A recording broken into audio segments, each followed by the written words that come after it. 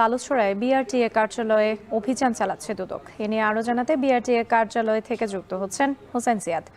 জিয়াদ, অভিযানে কি ধরনের অনিয়ম পাওয়া গেছে, কারো বিরুদ্ধে শাস্তিমূলক ব্যবস্থা নেওয়া হয়েছে কিনা জানাবেন।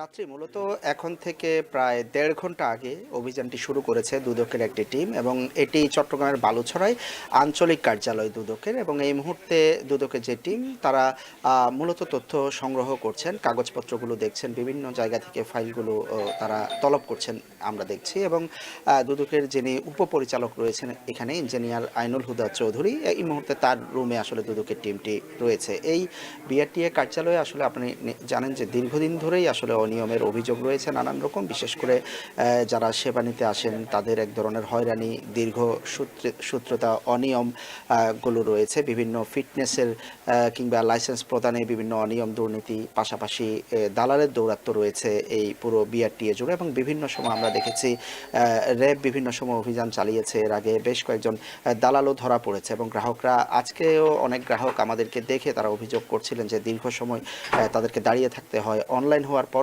তারা তাদের অভিযোগ যে একটি কাজের জন্য হয়তো 2 বা 3 বার করে তাদেরকে এই অফিসে আসতে হচ্ছে। ঘুষ গ্রহণের অভিযোগগুলো রয়েছে বিভিন্ন জায়গায়। বিশেষ করে দালালের দৌরাত্মের কথাই সবচেয়ে বেশি বলেছেন এখানে। তো লাইসেন্স প্রদানে যে অনিয়ম, ফিটনেসে যে অনিয়ম, সেই বিষয়গুলোর সুনির্দিষ্ট তথ্য আসলে দুদক জোগাড় করেছে বলে দুদকের যারা কর্মকর্তা এখানে এসেছেন তারা আমাদেরকে জানিয়েছেন। এবং সেই সুনির্দিষ্ট অভিযোগের প্রেক্ষিতে আজকে মূলত বিভিন্ন অফিস থেকে তারা ফাইলগুলো তলব করেছেন, কাগজপত্রগুলো যাচাই বাছাই করে দেখছেন সেগুলোর প্রাথমিক সত্যতা কতটুকু, এবং এখানে যারা কর্মকর্তা রয়েছেন সংশ্লিষ্ট তাদেরকে একই সাথে জিজ্ঞাসাবাদ চলছে। তো এই অভিযান শেষ হলে আসলে আমরা বিস্তারিত বলতে পারবো যে কী ধরনের অনিয়ম কিংবা অভিযোগ পাওয়া গেছে, বা কী ধরনের শাস্তিমূলক ব্যবস্থা বা পরবর্তীতে কী ব্যবস্থা আসলে দুদকের পক্ষ থেকে নেওয়া হবে। রাত্রি চট্টগ্রামের বিআরটিএ কার্যালয়ে অভিযান চালাচ্ছে দুদক। এ নিয়ে বিস্তারিত জানাতে যুক্ত ছিলেন হোসেন জিয়াদ।